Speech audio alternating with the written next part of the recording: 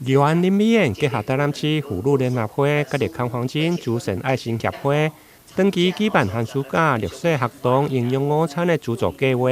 已经连续11档。今年暑假将于7月1号到8月29，总共有44天。将提供南区甲日安平区总共18间高中甲日国中小学校绿色甲日平安户的学生。上课的时候有营养午餐可以吃，那如果放假的时候就没有营养午餐哦。所以12年前我们真的非常感谢由我们台南市妇女联合会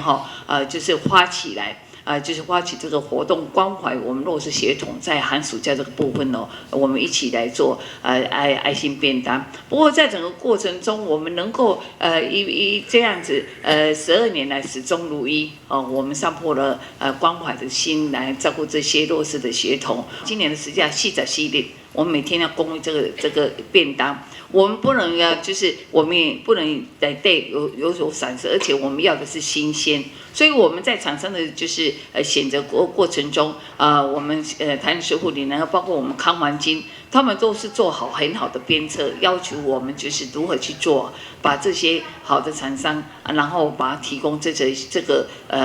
营养午餐给我们小朋友。上午出席资助活动的包括市府教育局、甲日南区、安平区受辅助的学校校长，以及各资助单位爱心协会理事长等。市府教育局除了颁奖资助单位的感谢状，另外嘛提醒各校一定要督促申请的学生准时来领餐，避免爱心被滥用甚至浪费。70块钱可以吃到这样的便当，我觉得是非常不可思议的。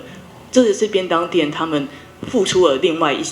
个心血，让孩子吃得更好，所以务必请各位校长回去的时候跟家长们沟通一下，就是时间到了去拿东西，不要放太久，让大家的食安有所保障，不要让大家的好意在过程当中变成了被浪费的过程，那其实是非常不好的。宜安林美院表示，今年的暑假营养午餐资助计划，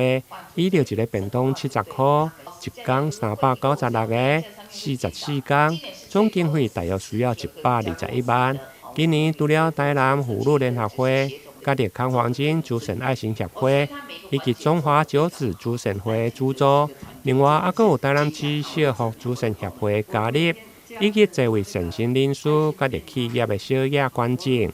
金额对500块到10万块不等。而台南市妇女联合会理事长刘金玲更加者嘛宣布，供餐结束以后，将加赠每位学生一个小背包，希望鼓励学生认真来求学。台南新闻林跟采访报道。